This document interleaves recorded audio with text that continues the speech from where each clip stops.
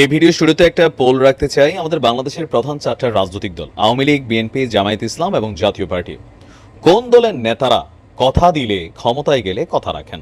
আপনি কমেন্টে লিখতে পারেন, কারণ আজকের ভিডিওটাতে জামাত যে ঘোষণা দিছে, এই ঘোষণার পর জামাতের ক্ষমতায় যাওয়া, ভাই বেগম খালেদা জিয়া বলেন, তারেক জিয়া বলেন, কেউই ঠেকাইতে পারবে না যদি না এটার থেকে আরো বড় অফার আসে। আর যদি জামায়াত ইসলামের যা বলে তা যদি তারা বাস্তবে প্রয়োগ করে, তবে এই দেশের মানুষের নেতাদের প্রতি আস্থা নাই। অনেকেই বলেন যে ভোটের আগে অনেক কথাই বলেন, আবার কেউ কেউ বলেন না, জামাত যেই কথাটা দেয় সেই কথাটা তারা বাস্তবায়ন করে।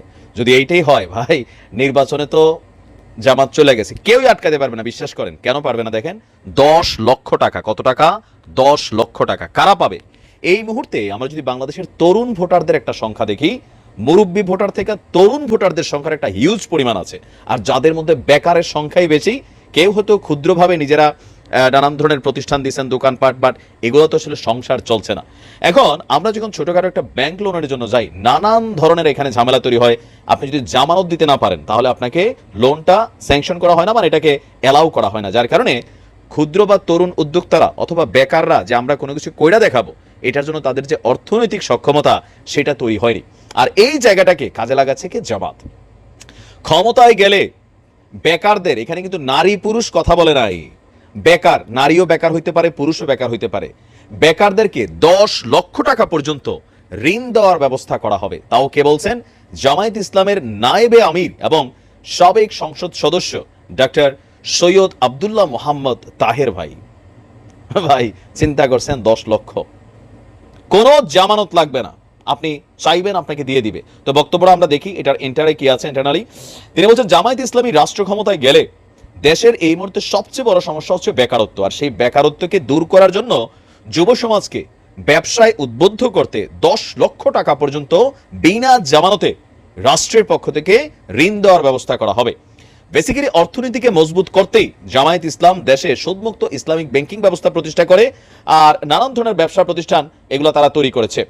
জামায়াত ইসলামের নায়েবে আমির বলছেন যে বাংলাদেশের মানুষের জন্য ছাত্র জনতার বিপ্লবের মধ্য দিয়ে একটি চমৎকার সুযোগ সৃষ্টি হয়েছে। এই সুযোগকে কাজে লাগাতে হবে। পরিবর্তিত পরিবেশকে কাজে লাগিয়ে আগামীর বাংলাদেশ গড়তে ব্যবসায়ীদের প্রতি তিনি আহ্বান জানান।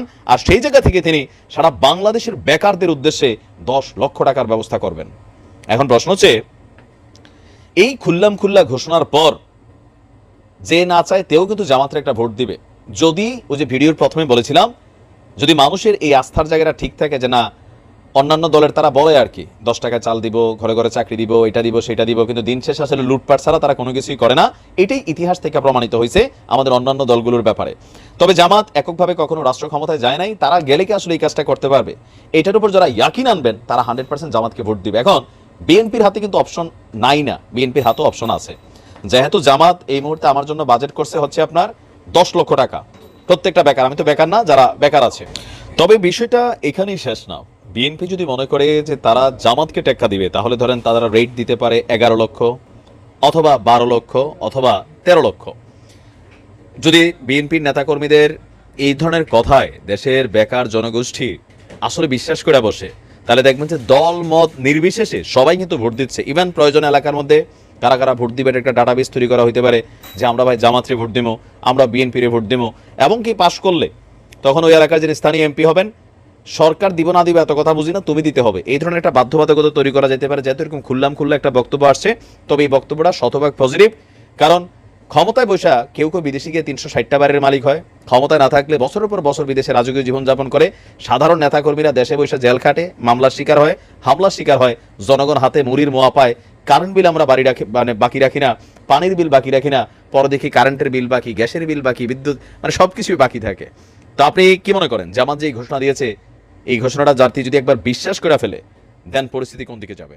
ভালো থাকুন, আসসালামু আলাইকুম।